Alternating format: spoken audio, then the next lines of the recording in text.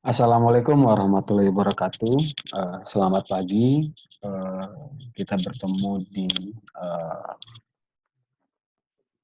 mata kuliah ya, sumber daya energi yang konvensional ya. Kalau pertemuan-pertemuan sebelumnya, Pak Wahyudi dan Pak Ago sudah menjelaskan bagian-bagiannya ya, yaitu Pak Wahyudi menjelaskan tentang CBM, kemudian Pak Ago ya tentang biogas ya. Pada pertemuan bagian saya ya, kita akan membahas tentang panas bumi ya. Jadi dengan pertemuan yang sangat singkat ini ya, memang saya eh, sengaja memang saya pilah-pilah ya. Jadi memang materi-materi yang memang eh, penting harus diajarkan ya. Karena memang kalau kita berbicara panas bumi ya sangat uh, uh, apa sangat banyak ya, jadi cakupan materinya, jadi memang untuk beberapa pertemuan itu sangat sulit ya, jadi memang saya harus pilih-pilih ya. Jadi uh, pada materi hari ini ya kita akan membahas tentang overview ya, berarti overview perkembangan utilisasi geothermal di Indonesia ya. Jadi sejauh mana sih ya perkembangan geothermal atau panas bumi di Indonesia dan bagaimana sih visi ke depannya. Oke, jadi kita lihat ya. Jadi kalau kita berbicara ya tentang energi ya, tentang energi pasti tidak lepas ya dari energi fosil yang telah lama kita pakai ya. Contohnya yaitu minyak bumi ya dan gas bumi ya. Nah, sumber ini diambil dari Renstra di SDM tahun 2015 ya. Jadi bisa dilihat ya. Jadi kalau khusus minyak bumi ya, kita ini uh, pernah mengalami puncak produksi yang tertinggi itu pada tahun 1977 ya, dan juga sempat menurun ya, kemudian menuju puncak lagi pada tahun 1955 ya. Nah, kemudian lewat dari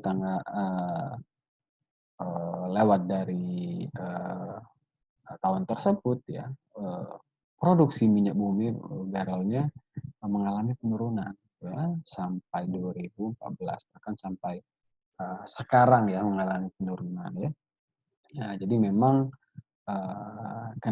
kenapa bisa itu terjadi, karena memang faktornya salah satu adalah uh,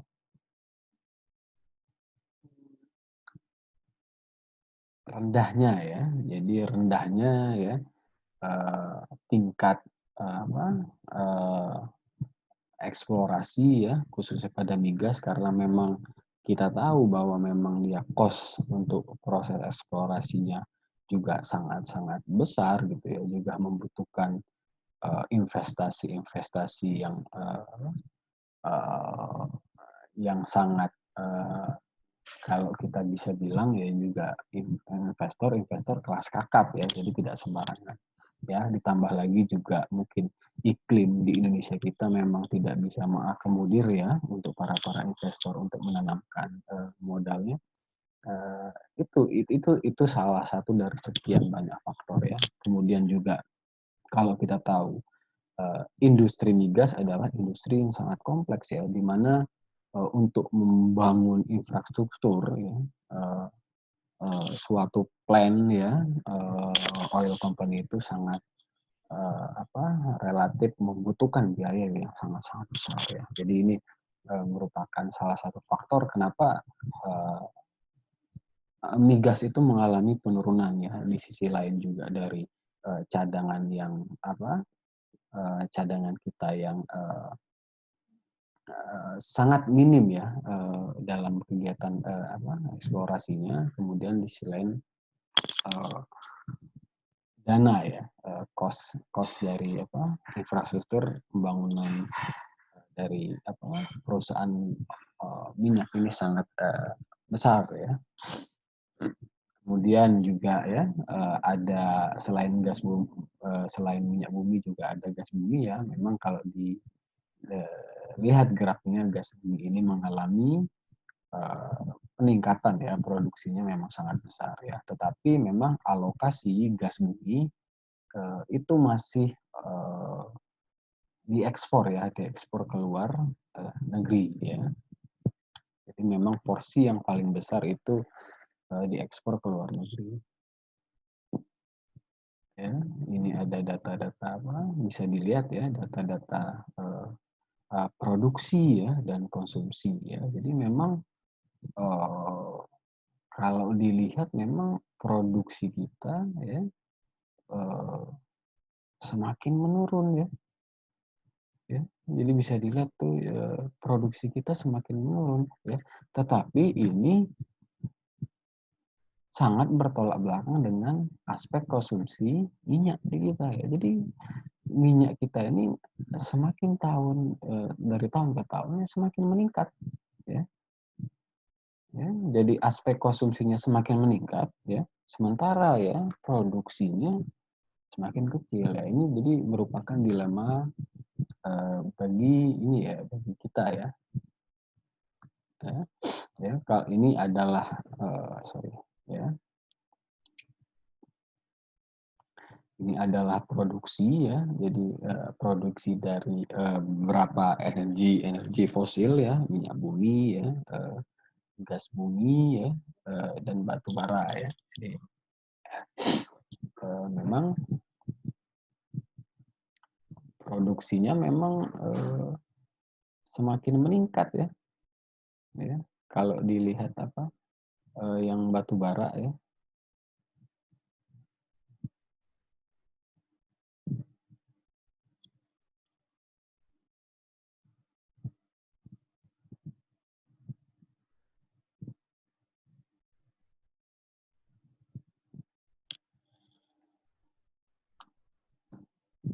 Ya, kalau kita lihat batu bara meningkat ya. Nah, sedangkan apa, minyak mengalami penurunan ya.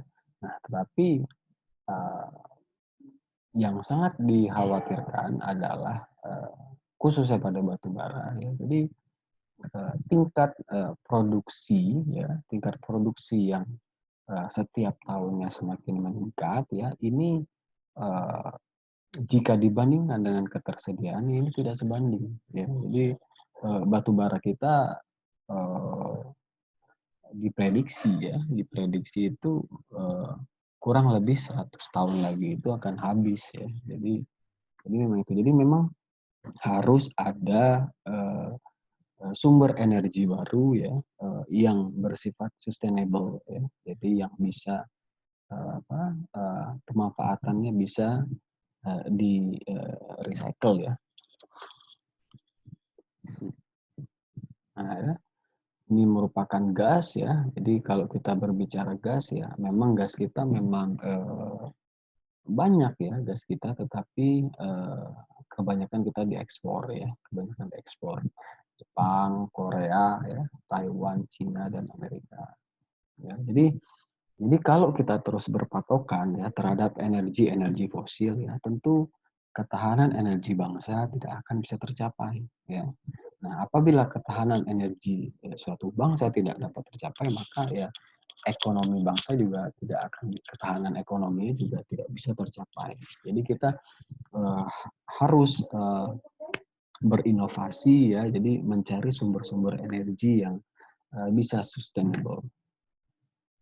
Nah ya, jadi, sebelum kita masuk ke panas bumi ya, jadi kalau kita berbicara energi non konvensional adalah, energi yang dapat diperbarui dalam waktu yang singkat ya, atau secara umum dikenal sebagai sumber energi yang dapat dengan cepat diperbarui secara alami ya. Jadi, salah satunya adalah, beberapanya adalah, yang bisa dilihat di gambar ya, ada biomasa ya. Jadi kalau kita bilang biomasa ya memang dia, sumbernya adalah dari, tumbuh-tumbuhan ya, entah maka sekarang banyak sekali kan apa, eee, bahan-bahan bakar ya, bahan bakar energi ya, contohnya dari ampas tebu, dari ampas jagung ya, kemudian dari, eee pohon jara dan lain-lain ya.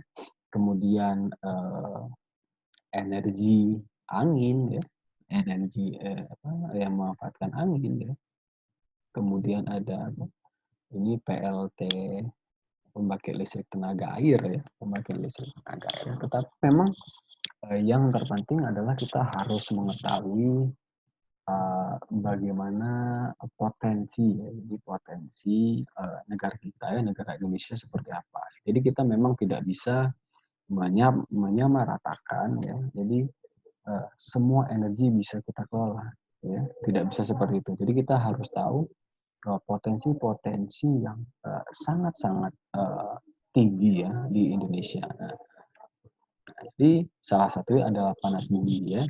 Jadi kalau kita berbicara tentang energi angin ya, yang ada energi angin, ada energi solar ya. Jadi ini sangat fluktuatif ya. Jadi kalau untuk Indonesia yang memang apa eh, karakteristik cuacanya bisa berubah-berubah ya. Ya, ini memang tidak kurang ideal untuk diterapkan di Indonesia ya. Jadi salah satunya yang ingin digalakkan oleh kita adalah panas bumi.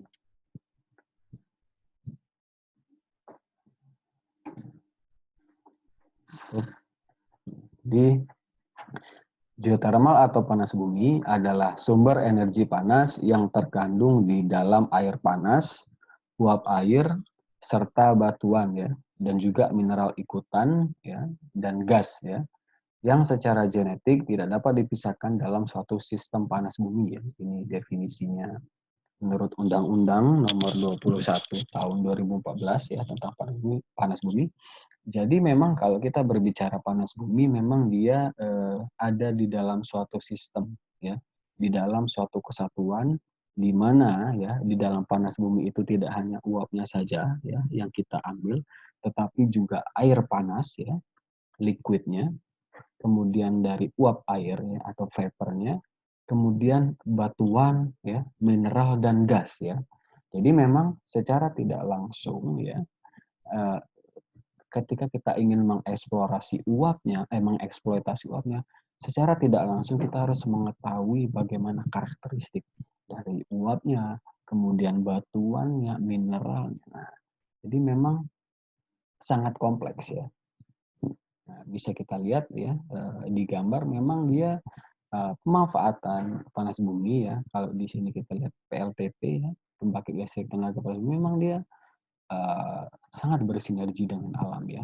Jadi kalau kita lihat sangat jarang pemanfaatan energi yang selaras dengan lingkungan. Ya, jadi kenapa sih panas bumi ini sangat potensial ya di negara kita? Karena dia terdapat beberapa alasan ya. Yang pertama adalah teknologinya masih berkembang ya dan memiliki tingkat prospektif prospek, prospektif yang tinggi. Yang kedua, energi belum digunakan secara luas ya, jadi kita masih sangat potensial untuk memanfaatkannya. Kemudian yang ketiga adalah secara signifikan berperan pada masa yang akan datang ya. Jadi mengingat energi-energi fosil kita yang tentu kita nggak akan terus ya bisa memanfaatkan energi tersebut ya. Memang harus ada sumber-sumber energi yang lebih sustainable ya untuk negara kita. Ya, jadi kalau kita berbicara karakteristik panas bumi, ya, jadi memang itu tidak lepas dari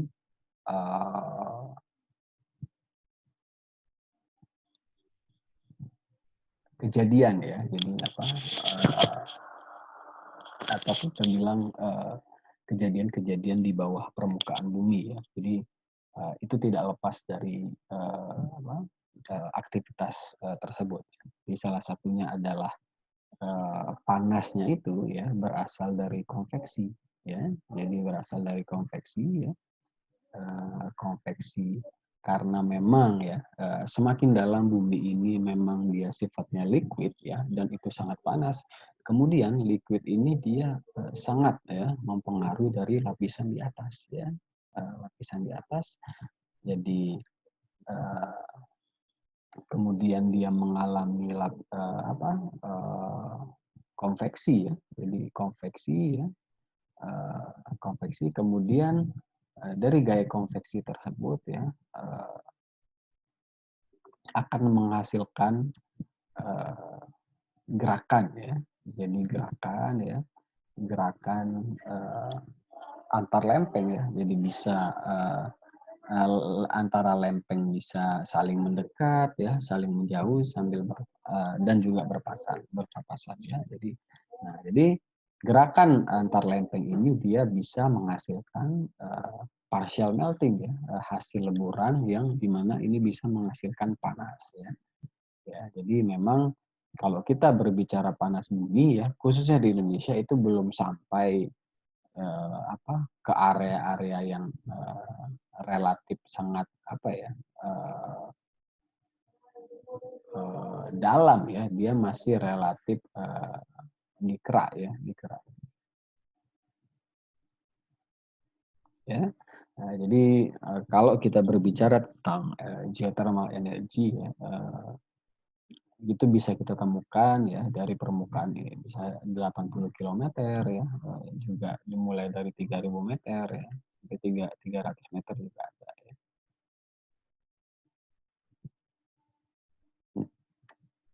Ya, jadi kalau kita berbicara tentang panas bumi, ada beberapa komponen dasar yang sangat penting ya, yang harus ada di dalam suatu sistem, yaitu sumber panas atau heat source ya. Jadi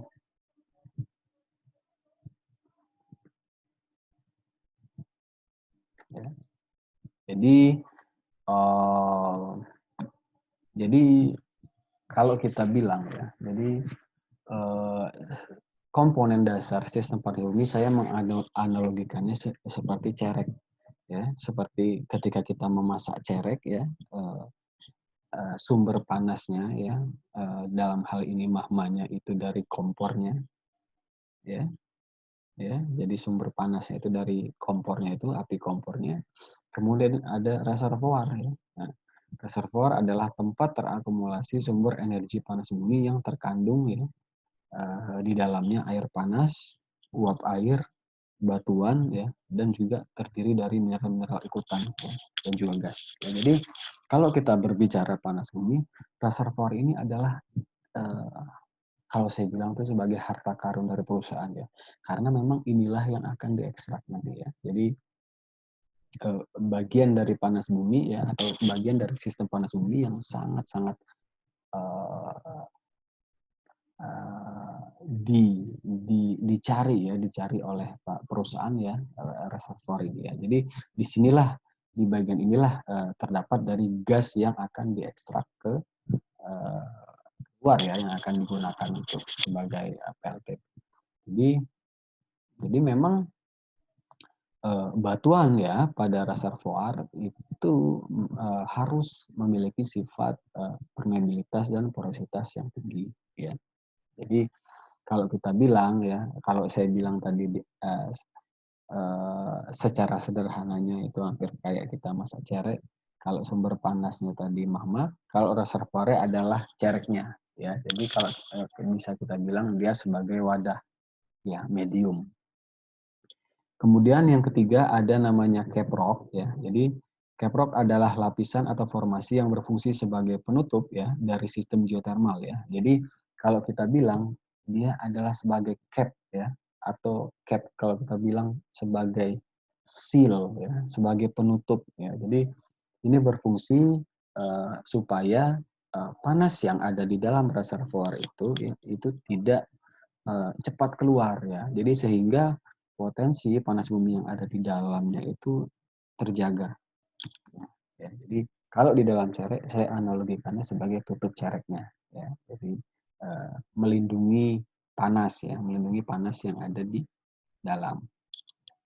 Kemudian ya daerah resapan ya, jadi daerah resapan daerah resapan air yang mempunyai daur hidrologi yang baik, di mana ya, air hujan ya yang masuk ke dalam permukaan tanah dapat masuk ke bawah permukaan dan membentuk formasi aquifer, lalu bertugas untuk menjaga kelangsungan dan kualitas reservoir ya. Jadi kalau kita berbicara panas bumi ya, yang harus diingat adalah di daerah tersebut harus mempunyai daerah resapan yang sangat baik, ya. Jadi inti berarti kalau daerah tersebut mempunyai daerah resapan yang baik, maka eh, eh, vegetasi ya, atau kita bilang hutan ya, vegetasi di sana itu harus baik juga.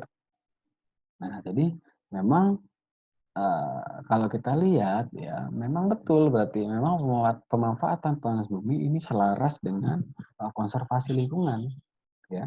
Karena dengan kita menjaga hutan yang ada di sekitar panas bumi, secara tidak langsung kita juga menjaga potensi reservoir yang ada di dalam tersebut ya. Nah, jadi memang fungsi air ya, air dari daerah resapan ini adalah dia fungsinya untuk memanaskan uap ya, memanaskan daerah reservoir ya, sehingga dia bisa menghasilkan uap yang ekonomis. Ya, jadi ini adalah gambar ya dari geothermal system. Bisa dilihat ada sumber magmanya ya, ada sumber magmanya ya.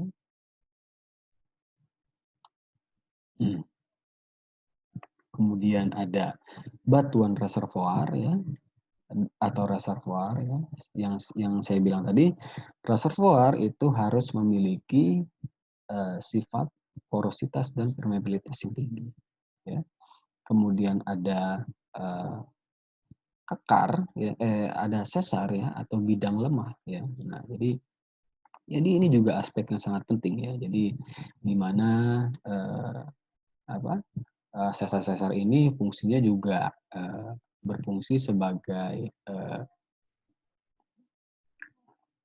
celah ya, celah masuknya air ya ke dalam reservoir ya, dan juga fungsinya untuk sebagai indikator ya, indikator di mana biasanya di daerah sesar ini ya muncul manifestasi-manifestasi ya yang bisa kita teliti ya untuk digunakan sebagai uh, estimasi potensi ya di daerah sistem panas bumi ya. Jadi makanya kita sering di daerah sistem panas bumi itu menemukan mata air panas, kemudian fumarol ya, kemudian geyser. Nah, itu salah satunya akibat dari bidang lemah ya, bidang lemah. Ya. Kemudian ada yang saya bilang tadi caprock ya. Jadi caprock biasanya dia di lapisan atas ya, di lapisan atas. Nah, ya, yang berfungsi untuk melindungi ya panas di bawah ini agar tidak rilis ya, agak rilis ke atas. Jadi fungsinya dia sebagai pengikat atau penutup ya. Mineral-mineral pada batuan yang impermeable ini atau caprock ini biasanya didominasi oleh mineral-mineral lempung ya, seperti monilonit ya, seperti ilit ya, dan lain-lain. Nah, jadi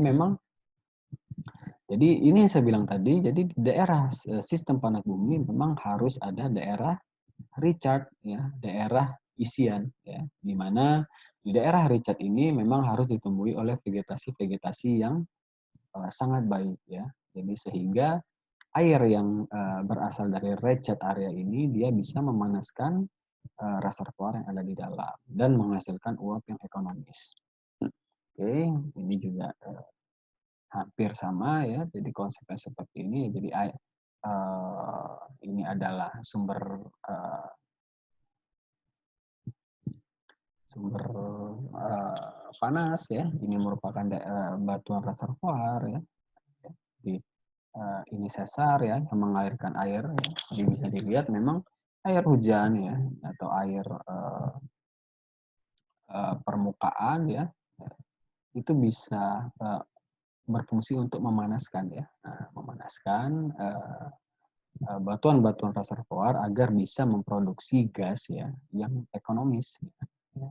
Jadi makanya memang kita daerah resapan ya, atau vegetasi atau hutan yang ada di sekitar daerah sistem panas bumi itu memang harus dijaga kelestarian.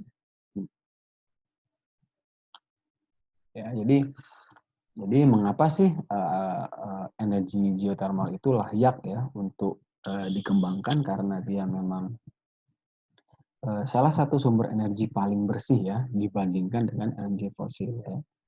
Kemudian geothermal merupakan jenis energi yang sustainable, ya.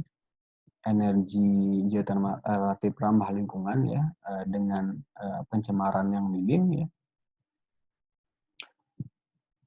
Kemudian panas bumi dia sifatnya konstan, ya. Jadi sifatnya sangat konstan, berbeda mungkin seperti tenaga surya dan angin yang memang sangat fluktuatif, ya, karena memang kondisi cuaca dan kondisi panas matahari bisa berbeda-beda, ya. Kemudian untuk memproduksi energi geotermal membutuhkan lahan dan air yang minimal, ya. Jadi memang untuk pembangkit panas bumi memerlukan lahan seluas 3,5 ya kilometer persegi per gigawatt produksi listrik, ya. Air yang dibutuhkan hanya sekitar 20 liter air tawar, ya.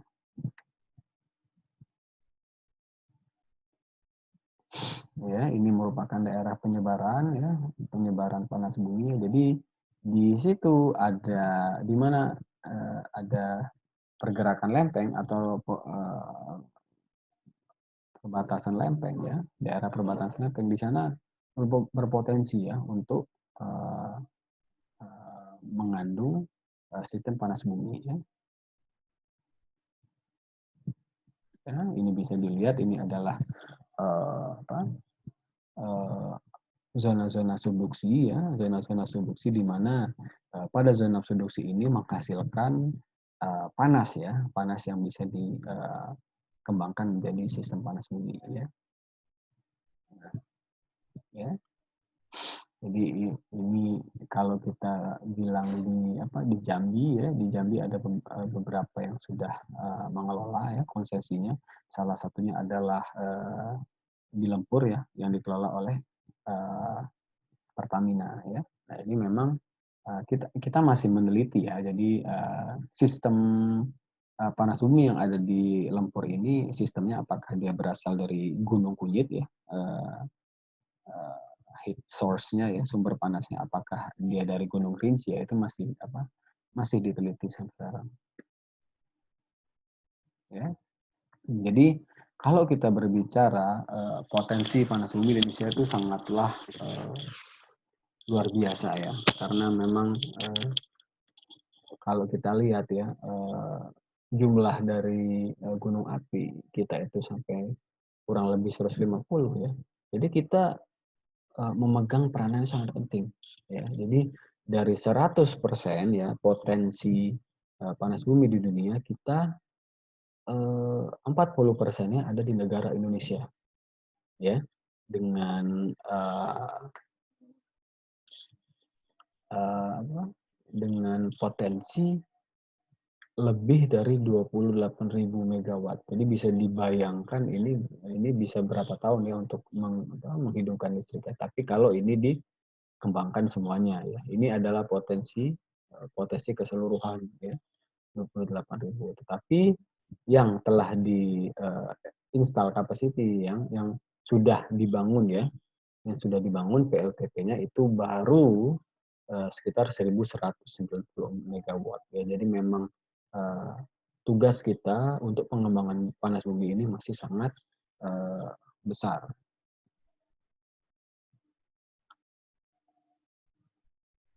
Ya. Ini nanti bisa Anda baca, ya. Jadi beberapa dari klasifikasi potensi ada spekulatif, hipotetik, possible, ya, dan proven. Ya. Ya. Nah, ini salah satu pemanfaatan, ya. Jadi kalau kita berbicara negara yang sangat sukses dalam mengembangkan panas buminya adalah negara Islandia, ya. Ada beberapa juga, ya, selain Islandia ada New Zealand, ya, Brazil dan lain-lain, tetapi Islandia juga termasuk negara yang sangat sukses untuk memanfaatkannya, ya. Jadi di Iceland, ya. Jadi bisa kita lihat di Iceland, ya, ini sangat terkenal, ya. Jadi ini pemandian air panas Blue Lagoon, ya. Jadi ini sangat terkenal di mana pemandian air panas Blue Lagoon ini berdekatan dengan pembangkit listrik ya, listrik tenaga panas bumi ya. Ya, ya, jadi kalau kita berbicara ya, jadi panas bumi tidak hanya mampu menghasilkan energi listrik, namun lebih dari itu ya. Jadi secondary business panas bumi mampu meningkatkan ekonomi masyarakat ya, seperti di Islandia dan Kenya ya. Ribuan lapangan pekerjaan tersedia untuk masyarakat dari pemanfaatan sisa uap ya. Nah, itu jadi memang kalau kita berbicara panas bumi ya itu tidak melulu soal PLTP ya, pembangkit listrik tenaga panas bumi ya, yang membutuhkan mungkin cost yang sangat besar, tetapi juga pemanfaatan panas bumi ya dapat digunakan secara langsung ya. Jadi dapat secara langsung ya, yang tidak mengalami konversi energi, di mana uh, pemanfaatan pun juga menggunakan alat-alat yang sederhana ya. Tetapi ini memberikan dampak yang luar biasa ya terhadap ekonomi warga sekitar ya. Ya, jadi memang kita dari zaman dulu sudah ada apa ya, ada visi ya. Jadi kita sebut dia dengan visi 25 ya. Jadi memang eh, jadi memang kita di masa yang akan datang ya. Jadi pada tahun 2025 itu pemanfaatan energi baru terbarukan kita itu harus sebesar 25% ya dari energi mix nasional ya. Jadi memang di masa yang akan datang ya, energi baru dan terbarukan itu harus memegang peranan yang penting ya, memegang peranan yang penting ya di dalam sektor energi ya. Jadi karena memang kita sekarang di kementerian kita, di Kementerian Energi ISDM kita sekarang, kalau dulu belum ada divisi energi baru dan terbarukan ya, sekarang sudah ada ya. Jadi di ISDM sudah ada divisi EBTK ya, energi baru dan terbarukan. Ya, ini merupakan beberapa wilayah kerja ya. Jadi wilayah kerja perusahaan-perusahaan yang sudah membangun plan ya panas bumi ya, bisa dilihat ya. Jadi ada Sibaya ya, ada Sungai Penuh di Jambi ya, di Lempur ya, di Hulu Lais, di Lumut Balai ya, Hulu Belu ya, di Lampung, Kamujang di Jawa Barat ya, dan lain-lain ya. Jadi kalau kita berkaca ya dengan melihat potensinya, memang sangat-sangat besar ya, dan masih belum semua dikembangkan ya. Jadi memang potensi ke depan masih sangat prospektif. Ya. Nah, jadi kalau kita bilang pemanfaatan energi ya, itu dibagi menjadi dua ya, pemanfaatan energi secara tidak langsung. Jadi tidak langsung ya, berarti dia pemanfaatannya mengalami proses konversi ya. Jadi bisa dilihat ya, jadi uap itu kan tidak langsung diekstrak ya. Untuk menghasilkan listrik dia harus masuk ke turbin ya, kemudian ke generator dan transmitter. Jadi memang ada konversi energi di sana ya. Nah, ini contohnya di PLTP ya. Sedangkan kalau pemanfaatan secara tidak langsung ya dia tidak mengalami konversi ya. Nah, dan dia juga biasanya digunakan di dalam sektor-sektor pariwisata ya. Contohnya kayak pemandian air panas ya. Nah, ini merupakan pemanfaatan secara langsung ya. Ini bukan tidak langsung ya, maaf nih. Ini secara langsung ya. Ya. Nah, ini salah satu pemanfaatan langsung panas bumi ya yang ada di Jepang ya. Jadi pemandian air panas ya, di mana ada monyet-monyet ya. Nah, ya, jadi di beberapa negara ya sudah mengembangkan pemanfaatan secara langsung ya. Jadi ini ada di wilayah Amerika ya, di Dakota. Ya, Dakota Selatan di Amerika, bahwa memang dia seluruh kotanya ya, sebagian kotanya dia menggunakan energi yang langsung ya, bersumber dari panas bumi ya. Nah, jadi air panas ini ya secara langsung ya didistribusikan ya ke, eee, ke tempat-tempat pemukiman warga ya sebagai, untuk air panas ya, air panas. Ya, jadi, bisa dilihat ya, jadi memang dia, di segala apa, eee, tempat ya, dia menggunakan itu ya, dari sekolah ya, dari gereja ya, eee perpustakaan mereka menggunakan, sumber dari, air panas bumi yang, tidak mengalami konversi ya.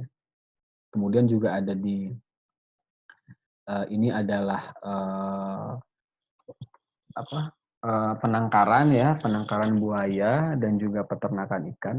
Ya, jadi bisa dilihat memang bahwa, eee, un untuk mengembangbiakkan buaya ya dan juga ikan dia membutuhkan suhu ya, suhu yang, hangat ya. Maka dari itu, eee, salah satu, eee, penangkaran ini dan peternakan ini menggunakan air dari, panas bumi yang berfungsi untuk menghangatkan tubuh, dari buaya dan ikan, ya.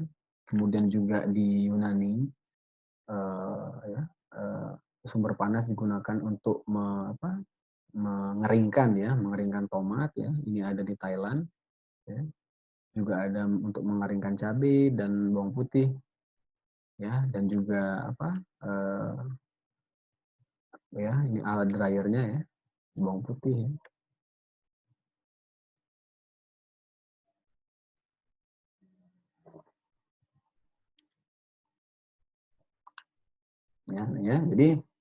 Jadi tidak hanya di negara luar ya, di Indonesia juga ada ya,